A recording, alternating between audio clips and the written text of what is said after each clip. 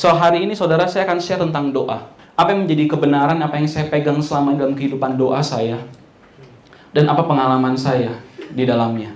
Jadi saya akan cerita bahwa ya memang saya juga benar-benar manusia gitu. Pastor juga manusia, pastor juga punya pergumulan gitu ya. Dalam prosesnya untuk Tuhan pakai gitu. Nah, jadi mari kita saudara, kita siapkan hati kita ya. Saudara, saya mau mulai saudara dari Kisah Para Rasul 2. Jadi kalau saudara cek di firman Tuhan, Kisah Para Rasul 2, itu bicara tentang, itu firman tentang Pentakosta. Amin. Ya, saudara ingat? Jadi pada waktu itu murid-murid Yesus datang, murid-murid Yesus berkumpul di ruang atas, lalu mereka berdoa, namun tiba-tiba bem, gitu, Roh Kudus dicurahkan, kebangunan rohani terjadi waktu itu. Ya, Petrus tiba-tiba, Petrus dari antara orang-orang itu dia langsung berdiri, ya, dan dia langsung berkhotbah. Waktu itu tentang pertobatan, dan kali itu Petrus diurapi dengan sangat luar biasa.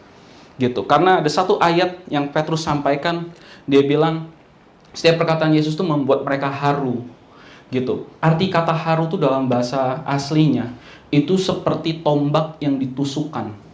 Jadi pada waktu itu, waktu Petrus ngomong tentang pertobatan, kali itu firman itu benar-benar nusuk ke orang-orang itu. Lalu orang-orang tanya, lalu Petrus, apa yang harus saya lakukan? Dia bilang, bertobatlah dan dibaptislah. Ya, jadi saudara ingat momen itu? Nah, jadi saudara, ya, kita semua, saya percaya kita semua mau dipakai sama Tuhan. Ya, kita semua mau berjalan. Kalau ada kesempatan, kita semua mau dipakai. Sejauh Tuhan pakai Petrus, demikian Tuhan bisa pakai saya. Sejauh Tuhan pakai Paulus dengan segala mujizat dan kuasa kelepasannya, demikian Tuhan biar kau pakai saya. Kita mau itu kan? Yang pertama saudara, saya mau sampaikan dari cerita Petrus tadi, ada dua hal yang terjadi. Gitu. Yang pertama, Petrus itu membiarkan realita Tuhan memenuhi dirinya. Kenapa saya berani ngomong kayak gitu, saudara? Karena Petrus itu, ya, saya bisa katakan orang yang pengecut. Pada waktu itu sebelum Yesus disalibkan, ya, dia bilang akan ada yang menyerahkan saya, ya. Lalu Petrus bilang sekali-kali tidak. Yesus bilang, sebelum yang berkokok kamu 3 kali. Ya. Jadi pada waktu itu ketika Petrus dihadapan dengan kematian, oke, dengan konsekuensi bahwa Yesus telah disalibkan, terus ketemu tentara Roma, karena waktu itu kalau tentaranya nemuin Petrus, kamu mau ikutnya Yesus kan? Kalau dia jawab iya, maka orang itu juga harus dibunuh sebenarnya, harus dihukum. Petrus takut. Jadi saudara bisa bayangin gitu ya, orang yang mulutnya besar, yang keberaniannya seperti itu, tapi tiba-tiba ketika hadirat dan realita akan Tuhan memenuhi orang itu berubah. Oke. Dan hal yang paling penting saudara, ini yang saya mau sampaikan, ini yang saya lihat, ini yang saya alamin. Seringkali bukan Tuhan tidak mau pakai kita, seringkali Tuhan mau pakai kita. Tuhan taruh dalam hati kita suatu intensi, Tuhan taruh keberanian ilahi dalam hati kita. Namun seringkali kita nggak berani melangkah. Kelemahan yang ada dalam diri kita, karakter yang ada dalam diri kita, itu adalah salah satu penghambat terbesar untuk Allah bekerja. Saya kasih contoh, ya. Ada orang yang susah banget buat nginjil. Gara-gara apa ngomongnya introvert. Karakter dia itu jadi penghalang. Petrus pada waktu itu, ya, orang yang kita ngelihat, orangnya penakut, kalau kali itu dia masih tetap takut, oke, Tuhan nggak bisa bekerja. Jadi apa yang terjadi? Pada waktu itu, ya, kelemahannya Petrus disingkirkan dan kehadiran Tuhan itu ambil alih, memenuhi dirinya. Jadi saudara, hal pertama saudara yang saya mau sampaikan sama saudara semua, jika saudara benar-benar mau dipakai Tuhan, ya, saudara sudah belajar untuk mempersiapkan hati bagaimana Allah bisa pakai saudara. Kalau saudara benar-benar mau dipakai Tuhan, saudara harus bisa menaruh setiap kelemahan dan karakter saudara di bawah hadirat Tuhan, di bawah kaki Tuhan. Biarkan dia memakai hidupmu jauh melebihi bahkan dari hal yang kamu gak sanggup bayangkan. Sering kali kita gak berani melangkah Karena kita takut. Wah, kalau saya lakukan, Tuhan ikut campur tangan nggak? Kalau saya ambil tanggung jawab ini, Tuhan campur tangan nggak? Seringkali kita ketahan sama itu. Oke? Ya, yang kedua, saudara, itu bicara tentang kehidupan doa kita. Ya. Gak ada hal lain, saudara. Setiap pelayanan, ya, saya mau ngomong gini, saudara. Seberapa besar kuasa saudara dalam pelayanan saudara, apapun yang saudara pegang, baik pemimpin sel, tim musik, pastor sekalipun, itu sejauh seberapa lama waktu pribadi dia, seberapa dalam doanya dia, seberapa dalam saat teduhnya dia bersama dengan Tuhan. Sejauh itu saya bisa bagikan firman karena saya baca-baca, copy paste, tapi nggak ada kuasanya, saudara. Saudara bisa melayani musik di depan karena saudara talented, saudara sekolah musik, saudara suka musik, tapi nggak ada kuasanya. Penyembahan yang saudara bawakan tidak menuntun orang ke dalam hadirat Tuhan. Dan jadi semua, saudara, pelayanan dan hal yang kita lakukan, ya, itu sedalam kehidupan doa kita. Doa, waktu saya hari memegang doa, itu adalah salah satu bagian, saudara, salah satu komponen, saudara, untuk saudara bisa terus melangkah ke musim di mana Tuhan mau tuntun saudara, kemana Tuhan mau menuntun saudara, ya, di jemaat ini mau membawa kemana, untuk memakainya, saudara. Ada dua hal yang menggambarkan manusia ketika Tuhan mau pakai dia. Oke? Yang pertama tuh vessel atau bejana. Ya, yang kedua kita sebagai bait sucinya Roh Kudus. Ketika Tuhan mau pilih orang, saudara, ketika Tuhan ingin memakai seseorang untuk berjalan dalam kuasa dan realita dan manifestasikan dia, Tuhan selalu cari who is the trustworthy one. Yang mana vessel yang bisa dipercaya, mana orang yang bisa dipercaya. Tuhan selalu tanya itu, Tuhan selalu cari itu, siapa yang bisa dipercaya. Di dalam 2 Korintus 4, saudara, ayat 7-10. Tetapi harta ini kami punya, ayat sampai 9 ya. Tetapi harta ini kami punya dalam bejana tanah liat, supaya nyata bahwa kekuatan yang melimpah-limpah itu berasal dari Allah, bukan dari kami. Ya, dalam segala hal kami ditindas, namun tidak terjepit. Kami habis akal, namun tidak putus asa. Kami dianiaya, namun tidak ditinggalkan sendiri. Kami dihempaskan, namun tidak binasa. Jadi saudara, ini waktu di ayat 7 dikatakan gitu, harta ini ada dalam bejana tanah liat, ya. Harta kami dalam bejana tanah liat. Apa tuh maksudnya, saudara? Kuasa apa? Itu bicara dua hal, saudara. Itu bicara tentang Injil dan kuasanya. Jadi Paulus di sini ngomong bicara tentang Injil keselamatan yang kami punya dan kuasa yang kami punya ini disimpan di dalam bejana tanah liat. Jadi Paulus ngomong, ya saya ini vesselnya Tuhan. Saya ini wadahnya di tempat Tuhan taruh kuasanya itu. Lalu ayat berikutnya tuh penting. Kenapa? Karena itu membuktikan seberapa tahan ujinya Paulus. Dia bilang, ya, dalam segala hal ditindas namun tidak terjepit. Dan kami habis akal namun tidak putus asa. Jadi dia dikatakan, kami tertindas tapi kami nggak pernah kejepit. Ya, kami habis akal tapi kami nggak pernah putus asa. Jadi maksudnya, saya ini udah nggak ngerti lagi Tuhan. Aduh, harus ngapain ya? Kok susah banget ya bagiin Injil ya? Kok susah banget ya untuk melangkah sama Tuhan ya? Tapi dia nggak pernah putus asa. Nggak pernah sekalipun terpikir buat dia ninggalin Tuhan. So this is the trustworthy vessel. Kalau saudara mau, saudara, dipakai Tuhan, saudara harus tahu Allah memilih. Allah memilih vessel yang bisa dipercaya. Ya, suatu kali, saudara, waktu saya bertobat, saudara, ya, saya percaya saudara kita semua di sini mau dipakai sama Tuhan. Ya. Tapi ini cerita saya dan mungkin mewakili beberapa saudara di sini. Seringkali anak muda itu kalau mau ditanya, kasih hidupnya buat Tuhan, oke, nggak ada masalah. Datang ke gereja, ibadah, cell group, oke, nggak masalah. Mau berapi-api. Tapi seringkali anak muda itu ada missing link-nya. Ada proses yang hilang. Apa itu? Mempersiapkan diri untuk pakai sama Tuhan. Ketika Tuhan mau pakai orang, saudara, itu nggak boleh sembarangan. Karena jika orang tersebut nggak setia, jika vessel yang dipilih itu nggak benar, pada akhirnya vessel itu akan merusak pekerjaan Allah. Saya kasih contoh ya, kalau saya hari ini berdiri sebagai pastor, tapi saya menjadi orang yang tidak setia, yang tidak teruji.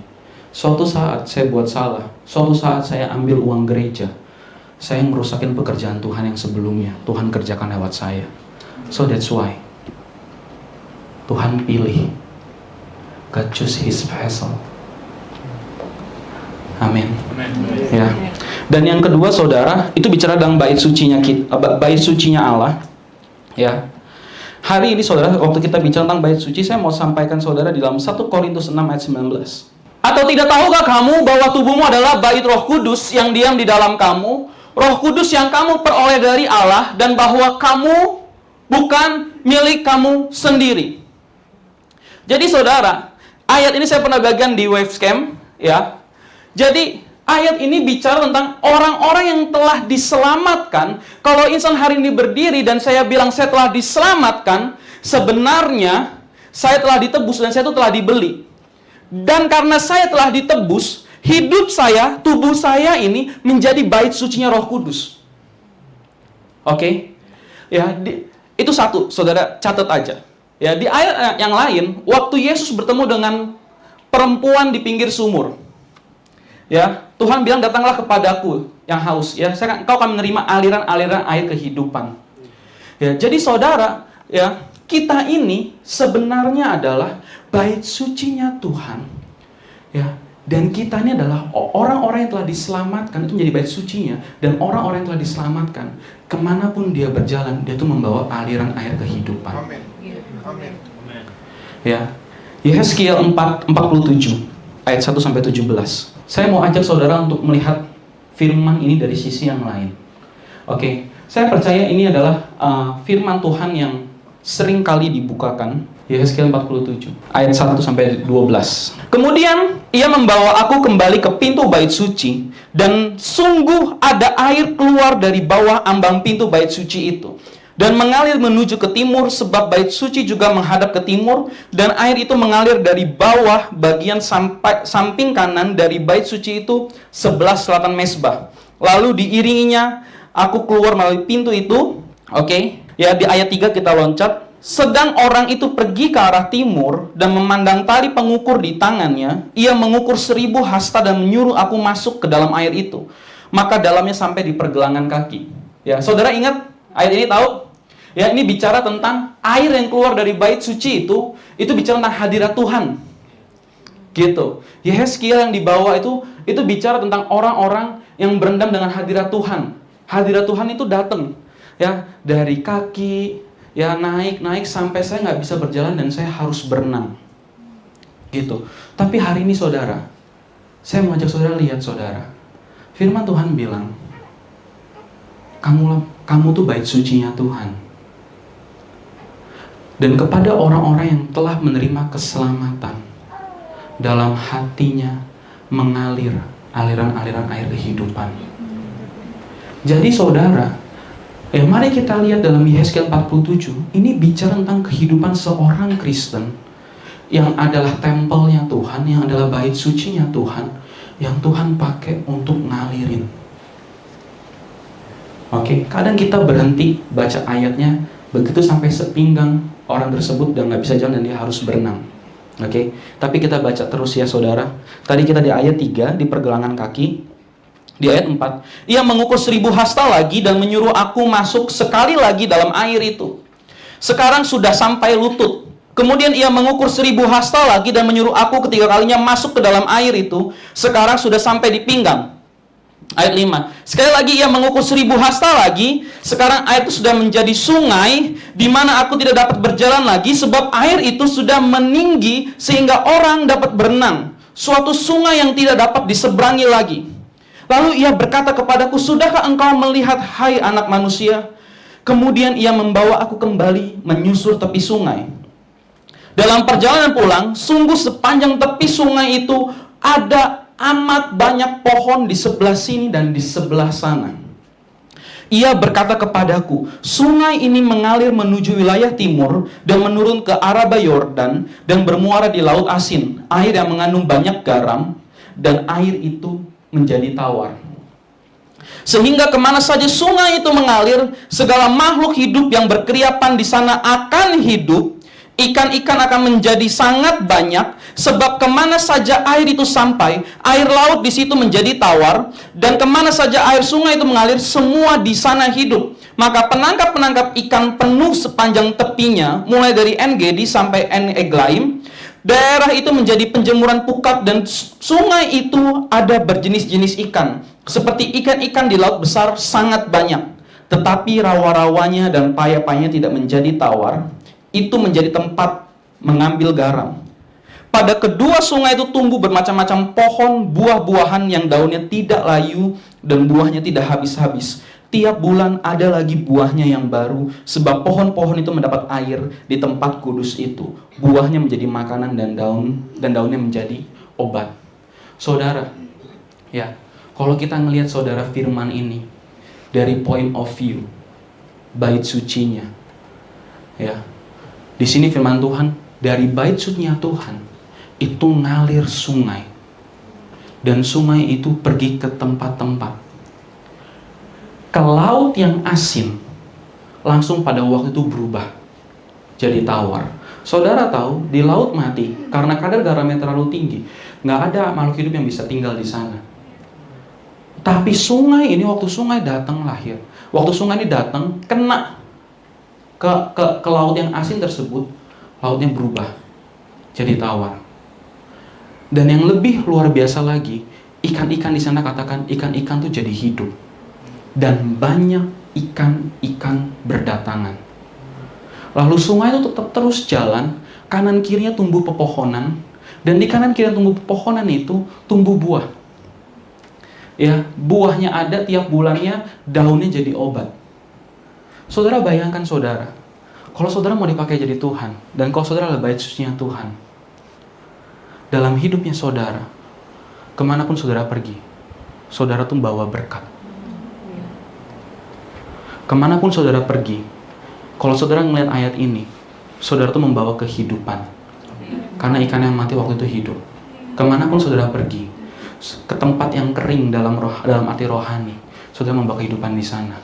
Saudara menjadi kesukaan di sana. Kehadiran saudara itu punya pengaruh dan bisa dirasakan sama orang lain. Ya, kalau saudara perhatikan betul-betul saudara, orang-orang yang hidupnya benar-benar sungguh-sungguh sama Tuhan, kehadirannya itu bisa dirasakan. Ya, contoh hari ini saudara, saya bisa berdiri bagian firman. Ya, di sini tapi nggak ada pakar, nggak ada pastef. Saudara pasti merasakan ada yang beda hari ini. That's what I mean. Jadi saudara, ketika saudara mau dipakai sama Tuhan saudara, untuk berjalan dalam kuasanya saudara, ini kita bicara tentang hidup kita ini yang kehadirannya berasa, yang kemanapun kita pergi, itu membawa kehidupan bagi di sekitar kita. Amin. Jadi saudara, ya, baik bejana tanah liat maupun tempat kediaman Allah, yang paling penting adalah keduanya perlu dibangun, keduanya dibentuk, nggak bisa dibiarkan begitu aja. Karena banyak sekali orang Kristen ketika mereka diselamatkan puas, yang penting saya sudah diselamatkan.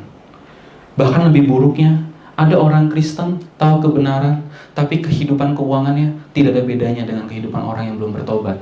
Kehidupan pernikahannya, gaya pacarannya nggak ada bedanya dengan orang yang belum bertobat. Betapa konyolnya orang-orang tersebut. Hari ini saudara, saya mau ajak saudara, kalau saudara benar-benar mau mengalami suatu perubahan dalam hidup saudara, kalau saudara benar-benar mau berjalan dalam kuasanya saudara, tidak ada cara lain saudara selain membangun kehidupan doa kita. Nggak ada cara lain. Ya, jadi saudara, ya, ketika kita bicara tentang doa, kalau kita mau bangun kehidupan doa kita saudara, ya, kita harus tahu itu semua perlu komitmen. Kita pilih, ya. Hari ini saya akan ngomong, saudara, ya, tentang apa sih yang sebenarnya kita alami dalam doa, gitu. Saya akan sampaikan sama saudara apa yang sebenarnya kita alamin di dalam doa. Bahkan sewaktu kita mau doa, apa sih yang jadi penghalang bagi kita, ya. Dan saya berharap ini akan memberkati saudara. Ya, di dalam 2 Korintus 12 ayat 2 saudara. Saudara, ketika kita berdoa saudara, ya, kita tuh benar-benar mau masuk ke dalam hadiratnya Tuhan. Waktu saya bicara tentang membangun kehidupan doa, untuk membangun bejana tanah liat, ya, untuk membangun bait sucinya Tuhan, itu adalah doa yang dibangun dengan sengaja. Ya, kalau saudara susah, saya kasih gampang.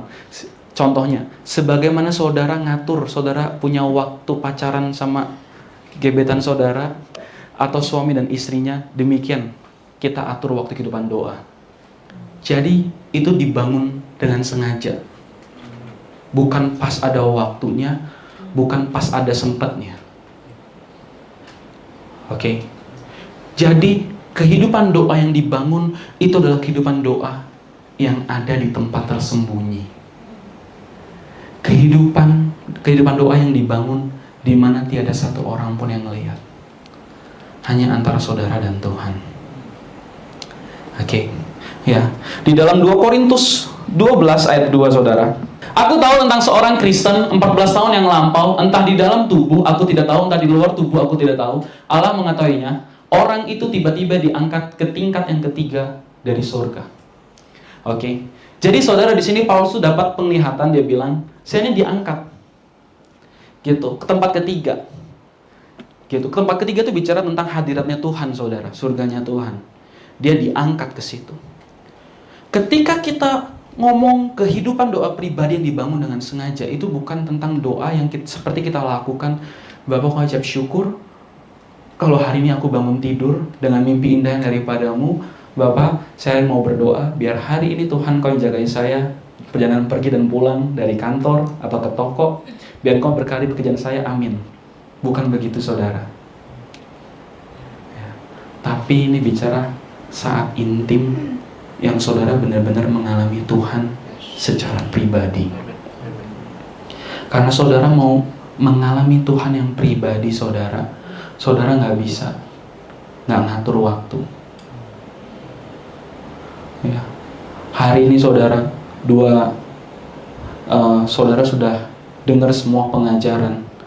Saudara, kemarin waktu saya ngobrol sama Pak Stef, foto yang dia post di IG, gitu, saya di tumpukan yang paling bawah kalau saudara lihat. Ya kalau saya ngomong, Dad, aku masih ingat. Mungkin 5 tahun yang lalu, waktu itu, Dedi selalu ngomong, sering sekali ngomong.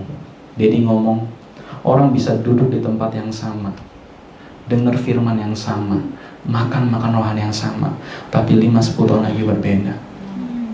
Hari ini saudara, saya mau ngajak, jangan mau saudara jadi orang yang sama. Jangan sampai 5 tahun lagi dari sekarang saudara tetap sama. Bangun kehidupan doa itu saudara. Bangun pengalaman sama Tuhan itu saudara. Sengaja dibangun. Ya. Jadi apa yang terjadi saudara? Apa yang sewaktu kita berdoa sebenarnya saudara, ya di firman ini disebutkan 3 tingkatan. Ini bicara tentang proses kita waktu berdoa juga. Tingkatan yang pertama itu bumi yang kita pijak ini. Oke. Tingkatan yang kedua itu bicara tempat pertempuran rohani dan pikiran saudara.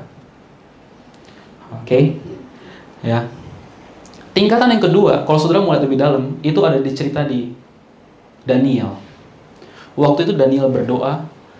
Waktu dia berdoa, dia melihat penglihatan ada malaikat berperang di langit kedua. Ya. Jadi saudara, ketika setiap kita ya mau membangun kehidupan rohani kita dalam waktu saat teduh yang disengaja itu ada prosesnya, saudara. Ya, yang pertama ya, dari kita yang hidup dari bumi ini bicara tentang pikiran saya ini mau nggak berdoa, saya mau nggak komit sama kebenaran firman Tuhan. Saya mau nggak ambil waktu untuk bisa berdoa, nyisihkan waktu, karena kebenarannya adalah saya perlu ngalamin Tuhan. Saya perlu masuk ke ruang maha kudusnya. Bukan Tuhan yang perlu saya. Kadang doa jadi berat gara-gara pikir ya itu kewajiban kita. Saudara tahu, ya nanti saya akan sampaikan, justru karena kita berdoa saudara, sebenarnya kita yang dipuaskan. Gitu. Jadi tingkat yang pertama itu bicara tentang dunia, itu kita mau nggak untuk buat suatu komitmen, membuat suatu keputusan, saya mulai deh mau. Tingkat yang kedua atau peperangan rohani, ya biasanya di sini di pikiran kita. Waktu mulai berdoa, itu rasanya struggle banget. Oke? Ya, kami yang di Serang, doa jemaatnya tuh hari Rabu, jam 8 malam. Dan rata-rata kita semua itu orang-orang yang kerja. Jadi kita jam 8 malam, karena banyak orang-orang yang beres kerja dari pabrik, dia pengen ikut doa. Gitu. Tantangannya kita saudara, waktu itu adalah, ini bisa nggak nih, ini waktu malam jam 8, udah capek emosi di kerjaan, udah capek fisik saat aktivitas. Bisa nggak nih, saya berdoa? Itu tingkat yang kedua. Seringkali orang nggak mau atau berhenti berdoa gara-gara dia nggak tembus yang kedua ini. Buat saudara yang di sini, tantangannya itu ngantuk. Sabtu jam 6 pagi. Ya, saya ngomong aja saudara, Tuhan kalau mau bekerja sama kita, Tuhan pakai tiga-tiganya. Gitu. Ketika kita berdoa, itu bukan cuma roh doang saudara.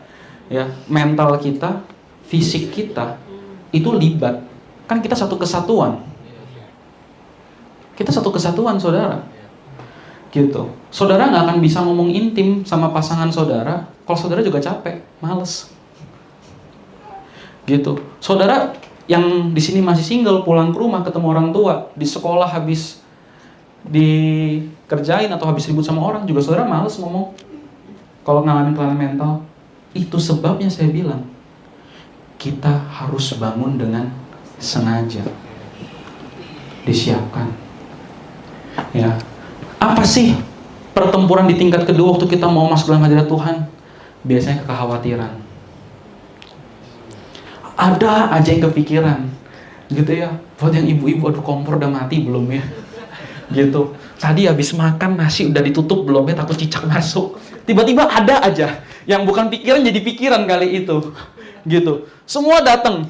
Gitu. Waduh besok nih jatuh tempo. Nutup nggak ya hari ini? Ada aja. Pasti ada aja. Gitu. Dan saudara tahu, saya kagum banget sama firman Tuhan. Ya, firman Tuhan tulis 4 macam tanah. Ya kan? Ya. Yang ketiga saudara, sebelum tanah yang subur. Ya. Ada benih yang ditabur, namun waktu dia bertumbuh, dia dihimpit oleh tipu daya kekayaan dunia. Yang keempat baru tanah yang subur. Itu yang paling, itu dalam sekali buat saya. Yang menghalangi kita untuk jadi tanah yang subur, siap dipakai Tuhan, karena tipu daya dunia. Kita nggak bisa taruh trust kita sama Tuhan. Orang yang begitu terus bergumul dengan kekhawatiran di pikirannya, itu nggak bisa tembus ke tingkat yang ketiga. Dan kalau orang nggak tembus ke tingkat yang ketiga, kalau orang nggak ngelewatin yang kedua nih, diselesaikan, ya hidupnya begitu-begitu aja. Gitu. Saudara pasti pernah ngalamin, ya? Ya saya sering sekali ngalamin. Ya. Jadi apa yang harus saya lakukan? Kalau saya ingin bergumul untuk masuk nembus yang kedua, tidak ada cara lain selain saudara berpegang dengan kebenaran firman Tuhan. That's it. Di tingkat kedua itu ada aja, ya, termasuk penuduhan habis buat dosa, ada aja. Dan yang satu-satunya saudara bisa pegang firman Tuhan. Saya tahu Tuhan tebus saya sekali untuk selama-lamanya. Sewaktu pikiran tentang kekhawatiran itu muncul, saudara harus tembus sebagai firman Tuhan bilang, Tuhan campur tangan, Tuhan memperhatikan segala hal dalam hidup saya. Pakai firman yang saudara, pakai kebenaran firman Tuhan yang saudara tahu. Dan seringkali di sini pun orang-orang tahu kebenarannya, cuma dia nggak sanggup berdiri.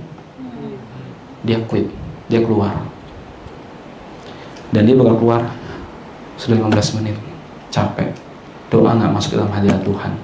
Saya stop, dia keluar dari kamar doanya. Sudah 30 menit struggle, susah nyerahin hatinya. Makanya saudara harus bersyukur saudara, 2 bulan saudara dibangun dengan sikap hati, itu mempersiapkan saudara. Dan saudara harus ingat, pengajaran tentang anugerah yang saudara terima, itu satu-satunya tiket yang mengamankan saudara nembus level kedua ini. Saudara harus tahu, saudara ditebus sekali untuk selama-lamanya. Itu yang buat saudara bisa masuk. Amin. Ya.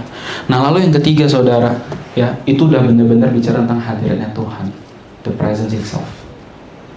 Ya, saya suka sebutnya the realm of beauty. Ya, itu bicara tentang alam keindahannya Tuhan.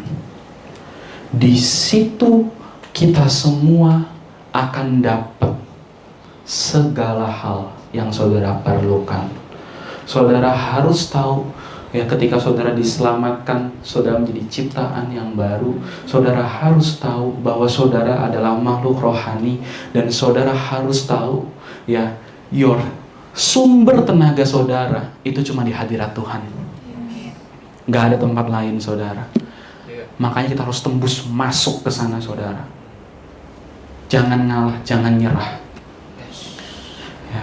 Itu cuma perjuangan saudara struggle di situ. Saya bisa ngomong paling cuma seminggu 2 minggu pertama. Kenapa?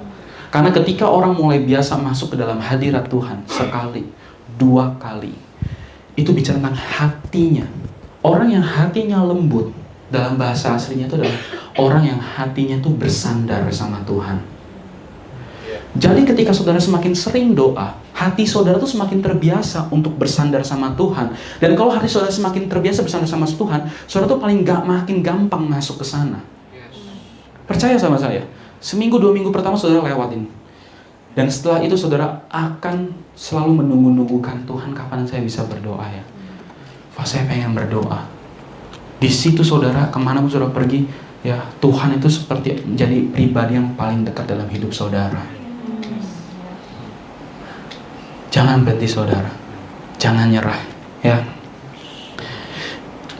Saya punya 5 poin, ya, tapi saya akan bagian secepat mungkin sama saudara, ya. 5 poin yang kita bisa dapat di dalam hadirat Tuhan, ya. Yang pertama saudara, identitas kita. Oke. Ketika kita masuk ke dalam hadirat Tuhan, ya, saya pribadi saudara, sewaktu saya masuk dalam hadirat Tuhan, saya selalu teringat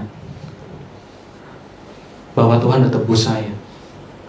Setiap kali saya berdoa, saya masuk ke ruang Maha Kudusnya, mengalami kekudusannya Tuhan, mengalami kemahakuasaannya Tuhan, saya selalu mengingat Tuhan itu beserta sama saya. Tuhan gak pernah ninggalkan saya. Buktinya sekarang saya doa dan saya ada di dalam hadirat Tuhan. Ya. Yang kedua saudara, saudara mendapatkan restnya Tuhan, ya, tempat perhentiannya saudara. Oke. Ya, itu ada di Lukas 8 ayat 22 sampai 25, yaitu bicara tentang waktu murid-muridnya sama Yesus pergi nyebrang danau, tiba-tiba angin datang. Waktu angin datang, ya, di situ murid-muridnya mendapati Yesus sedang tidur. Gitu ya. Ya, ini saya belajar ini dari Miss Shirley. Gitu. Kenapa? Apa yang terjadi? Apa yang Yesus punya? Bahkan di tengah badai yang sanggup membawa kematian baginya, dia bisa tidur. Sementara kita zaman sekarang dipres, dikasih tugas banyak, deadline mepet, tidur pun juga nggak enak. Yang kuliah dikasih deadline tugas, yang kerja dikasih deadline kerjaan, yang usaha ya jatuh tempo mau datang, tidur nggak nyenyak. Tapi siapakah Yesus ini? Ya, dia pun di tengah badai yang bisa membawa kematian. Saudara tahu kematian itu kalau kapalnya kebalik, hancur, mati, saudara tenggelam. Kalau mati itu nggak melek lagi, tapi dia tidur, saudara. Itu rest. Ya. Berikutnya, saudara, ada shalomnya Tuhan. Ya. Ketika kita bicara tentang shalom, saudara, itu bukan cuma sekedar damai, yang nggak ada ribut, nggak ada perang, tenang-tenang, itu enggak. Tapi shalom itu bicara tentang kedamaian yang utuh yang saudara alami di dalam hati saudara. Itu yang memampukan saudara kemanapun saudara pergi, bahkan ke lembah kelam pun saudara feel fine. It's okay. Saya tahu Tuhan sama saya.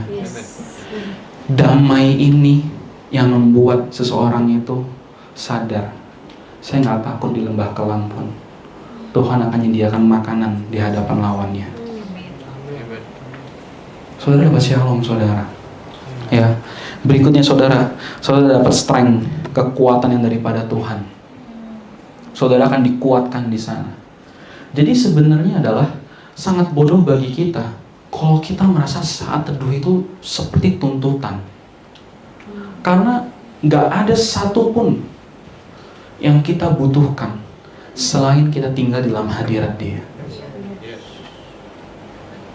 Kalau saudara mau berjalan dalam manifestasi kuasanya Tuhan, kalau saudara mau dipakai, saudara harus bisa terbiasa hidup dengan kelimpahan itu semua. Kemanapun saudara melangkah, nggak ada yang bawa takut buat saudara. Ya, yang terakhir, jawaban doa saudara. Ya, dalam Markus 11 ayat 24. Karena itu aku berkata kepadamu, apa saja yang kamu minta dan doakan, percayalah bahwa kamu telah menerimanya, maka hal itu akan diberikan kepadamu. Amin. Saudara tahu, saudara bisa ngomong. Kalau kita ngomong iman tuh ada dua levelnya, beda-beda, saudara. Iman tuh nggak bisa cuma sekedar di pikiran saudara. Oke, itu harus dihidupin di hati saudara, dan saudara dapatin jawaban saudara di situ. Makanya saudara, setiap kali saudara dapat jawaban doa, jangan dibuang, dicatat, diingat-ingat atas pekerjaan Tuhan dalam hidup saudara. Ya, kenapa saudara? Wah, ini cerita yang saya nggak pernah henti-hentinya saudara.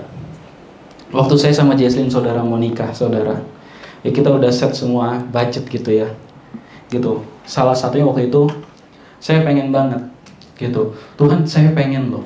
Saya ngomong tuh sama Tuhan tuh benar-benar presisi. Tuhan, saya pengen loh, nanti waktu nikahan sekali aja gitu saya bisa pakai vest sama jas gitu. Kalau jas kita kerja pakai jas biasa gitu, tapi waktu di nikahan, Tuhan saya pengen loh gitu. Ini saya bawa dalam doa saudara. Saya pengen loh, saya bisa nikahan ya, saya pakai vest sama pakai jasnya, pengen gitu. Terus saudara, di dalam doa saudara, di dalam doa saya ngomong nggak main-main saudara. Ya, kita tuh hidup tuh pakai iman saudara. Ya, kita semua yang diselamatkan, landasan hidup kita tuh iman saudara. Kalau saudara nggak hidup dalam iman, kalau saudara nggak hidup dalam hadirat Tuhan, saudara nggak akan ada bedanya sama orang-orang di luar sana. Khawatirnya saudara akan sama khawatirnya membawa stres bagi orang-orang di luar sana. Jadi pada waktu itu saudara, saya berdoa, kali itu doa saya beda. Jadi saudara bisa bayangin tuh, saat teduh, ya, kalau saudara Sabtu datang buat saudara yang doa, saudara masuk benar dalam hadirat Tuhan, saudara ngerasain shalom yang Tuhan. Kali itu saya bilang, Tuhan saya mau loh ini. Tiba-tiba saudara, itu klik dalam hati saya. Dalam hati saya itu berubah aja. Tuhan jawab. Gitu. Jadi Tuhan udah jawab, survei dong. Gitu. Nah, waktu survei, ya namanya survei, dan saya tuh tipe orangnya kalau nggak ada uang saya nggak mau banyak lihat-lihat. Gitu. Ya, tapi kita udah survei dong, udah dapet gitu kan, dalam hati saya dapet. Saya survei. Waktu saya survei, nyarinya yang paling bagus dong. Ya anak raja. Carinya yang bagus. Tapi saya serius saudara. Karena pede gitu, dapet gitu. Ya waktu ke pameran pernikahan gitu ya, yang dipilih Wong Hang. Gitu ya.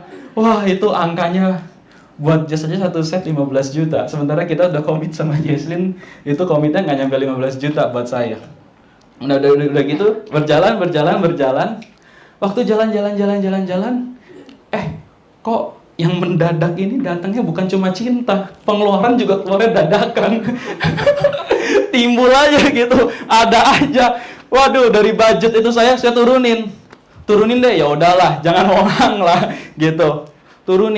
Saya turunin saudara, turunin sampai kakak 5 juta. 5 juta pun masih turunin. Saya tuh minta sama Tuhan, saya pengen punya pakai gitu. Oke. Sampai akhirnya saya harus buat keputusan. Saya bilang saya sewa deh. Nah waktu saya pikir saya sewa itu saudara, hati saya nggak damai sejahtera. Jadi saudara, saya ngomong serius sama saudara. Gitu. Kalau saudara benar-benar ngalamin Tuhan saudara, itu benar-benar di sini. Waktu saudara masuk hadirat Tuhan, itu saudara dapat jawabannya di sini. Ini bukan ngomong yang tembak-tembak. Saya bukan ngomong iman yang abal-abal tuh gini. Saudara ngerti kan? Ada yang beriman ngomong, tapi sebenarnya hati juga nggak gimana-gimana gitu. Nggak connect. Mulut sama hatinya nggak connect. Tapi kalau saudara benar-benar masuk dalam hadirat Tuhan, saudara connect, klik. Jadi pada waktu itu saudara, saya nyawa pun nggak damai sejahtera. Dalam doa, saya pasti dapat kok. Entah nggak tahu kenapa, pasti dapat kok. Gitu.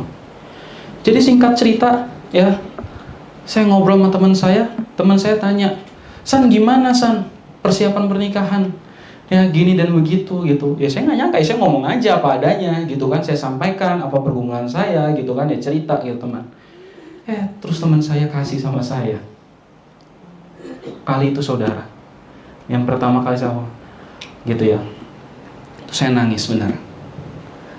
Kali itu for the very first time.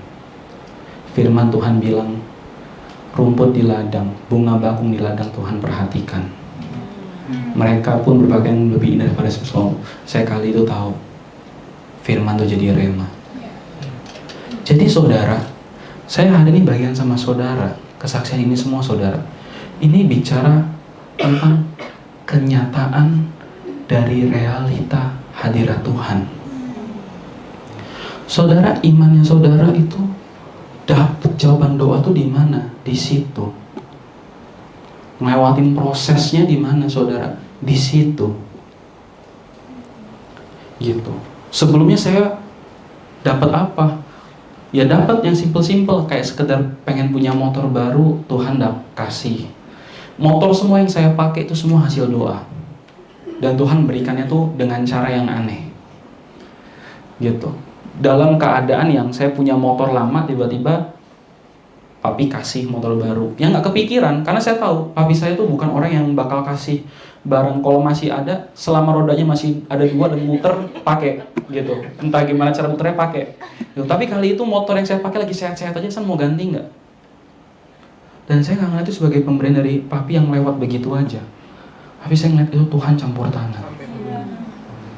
Jadi saudara, kalau saudara benar-benar mau, sekali lagi kalau saudara benar-benar mau berjalan dalam kuasanya Tuhan, saudara harus bangun itu semua. Termasuk kalau saudara mau berjalan dalam kuasa untuk kelepasan, saudara harus bangun itu semua. Karena Tuhan pilih orangnya. Ya. Dan saudara tahu puji Tuhannya apa? Ya, puji Tuhan, Tuhan kasih saya bahasa roh. Dan Tuhan kasih kita semua bahasa roh. Bahasa roh harus dipakai saudara. Dimanapun saudara, pakai saudara. Ya, Dalam 1 Korintus 14 ayat 2. Siapa yang berkata-kata dengan bahasa roh tidak berkata-kata kepada manusia tetapi kepada Allah. Sebab tidak seorang pun yang mengerti bahasanya. Oleh roh ia mengucapkan hal-hal yang rahasia.